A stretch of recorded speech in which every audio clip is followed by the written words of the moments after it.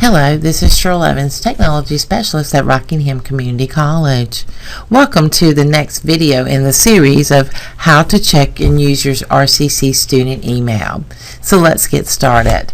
To access the website for Rockingham Community College, you will go to www.rockinghamcc.edu, and you can see that I've highlighted that here in the URL. Once you're at the RCC website, you're going to go ahead and click on My RCC Login. This will take you to our portal here at the college. On this page, you will notice that we have students, employees, and retirees, where we're going to be working in the student portal this morning. We're going to be working on the email. So we'll go ahead and click on email. Now, we're going to put in our username and password. Our username is comprised of our last name, first initial, and the last 4 digits of our student ID number. If you do not know your student ID number, please go back and look at your acceptance letter that you received from the college. It will have your email address, your ID number, and what your initial password was. If you have not reset your password, please go back and watch the video on how to reset my password initially. So I'm going to go ahead and put in my password that I have reset earlier in the day and sign in. This will take me into my RCC email. The first 8 or 10 times that you log in, you're going to get this splash screen that says hi and your name. It will tell you about installing the Office 2013 on your home computer. There is another video in the series that will give you instructions on how to do that as well. And then here it gives you all of the features that are built into the Office 365. As I said, you will get this the first 8 or 10 times, so you can click here to go to email. Once this splash screen is not displayed any longer, it will automatically take you into your email.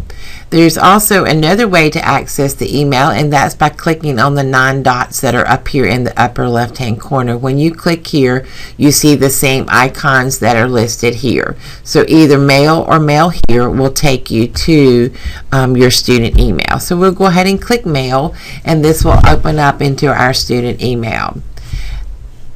And I'm in my student email account now, and you can see that this screen is divided into 3 sections: the folder sections, the inbox, and the reading pane.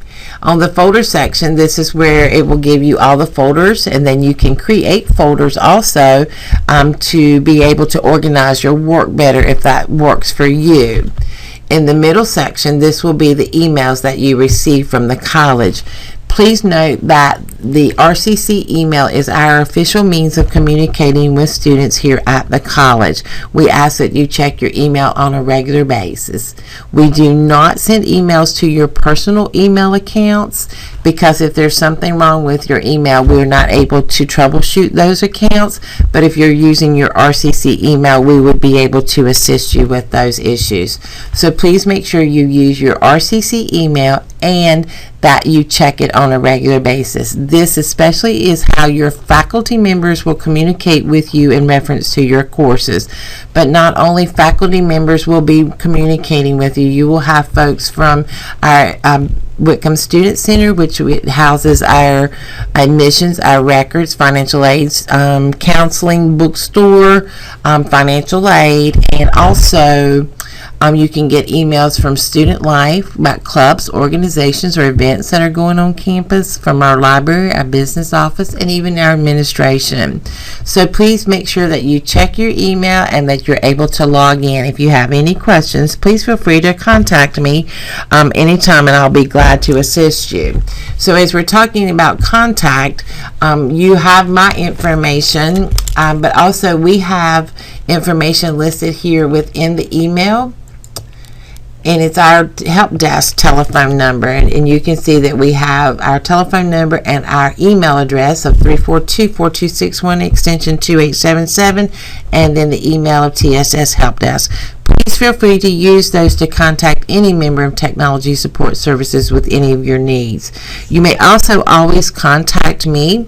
My telephone number directly is 342-4261, and my extension is 2119, and my email address is evanc@rockinghamcc.edu.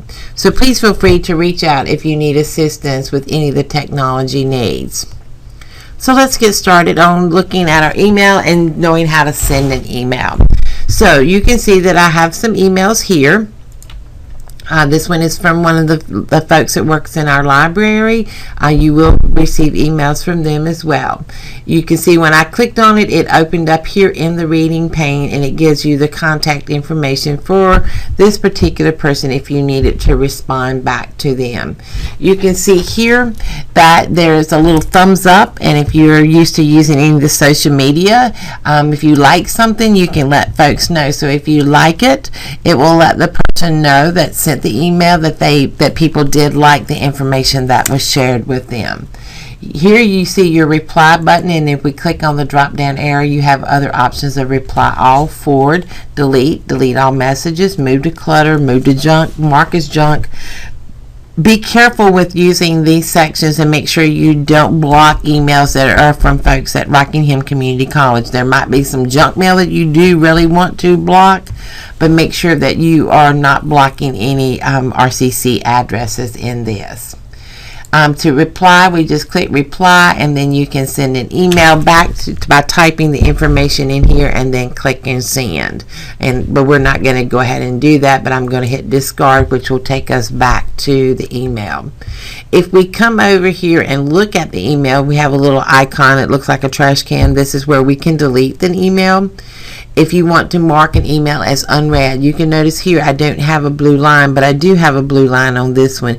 Anything with a blue line, and the line color will be determined by the theme that you choose. Mine just happens to be a blue.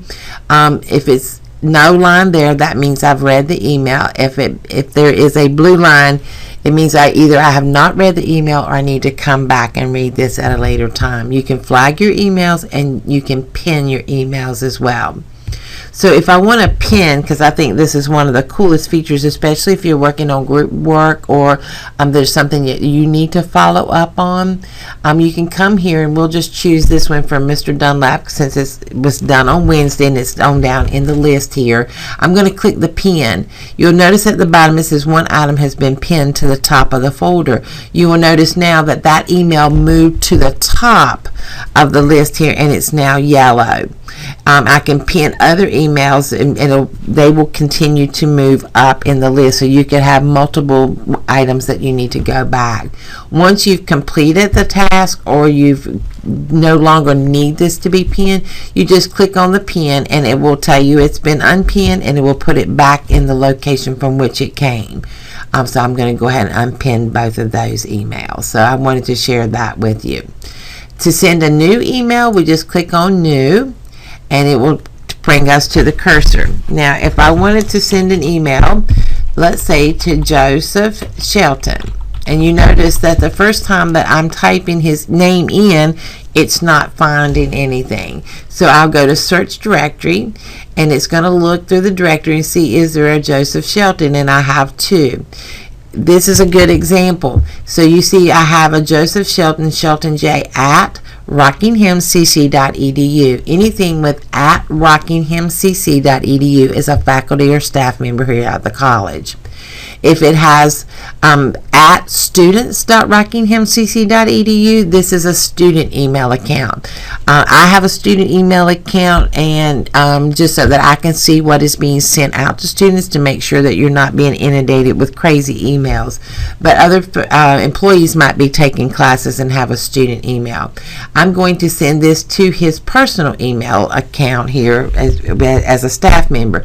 I wanted to show you as I start typing my name, because I have sent emails to myself, it will pop up here, and you can choose which one you want to send to. So I'm going to send it to my account, and I can do a subject by typing hello, and then come to the body and put, this is a test email for my video, and then I can put thanks Cheryl. Now if you type something wrong, and I'm going to type great wrong, it will have a squiggly line, and you can right click on this and choose the right word, or you can back it up and make that change. And have a great day. You can insert pictures in line here. You can put an emoji. Now emojis are great, but don't put too many, and don't go crazy with them. You can highlight, you can bold, italicize, underline, and you have other features of changing the font size and color, the style. You can add bullets to it, numbering. You can put hyperlinks into your email. So there's lots of features built in here. One feature that you might use a great deal would be attaching a document to send to someone.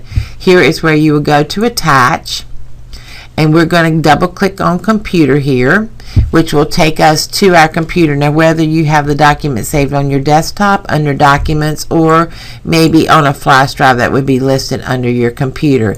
I'm going to go to desktop, and then I'm going to scroll down, and I'm going to find a document here on my desktop. Let's see what we want to do. I'm going to go ahead and just choose this image right here. And it'll ask me, do I want to attach as a copy or upload and attach to OneDrive? Now, we will come back in another video series and talk about OneDrive, but right now we're just going to attach as a copy. And you can see that the document is here. Now, this can be a Word, Excel, PowerPoint, a PDF file, or an image, and this one is an image. Now, if I want to view the document before sending, I click on the drop down arrow here, and I can go to view. On the left hand side, it will come up, and you can see Beach Escape Anyone, best escape anyone can have. That's what BEACH stands for. So I think most everybody will probably appreciate that. So to close it, you just click on the X here, and now I can click on send and send the email.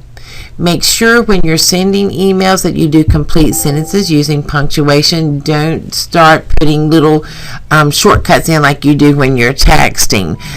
Faculty can complain about that a great deal, that they get emails and they don't know what it means. So make sure that you do write your sentences out and don't use any shortcuts when doing that. Now, that is how you can send and receive an email here at the college. We hope that you will enjoy using your email, and if you have any questions, please feel free to reach out to us. The video series will continue with other options that are available for your student email, so we hope that you will take a few moments and look over those. If you have questions, comments, or concerns, please feel free to contact me. Thanks, and have a great day.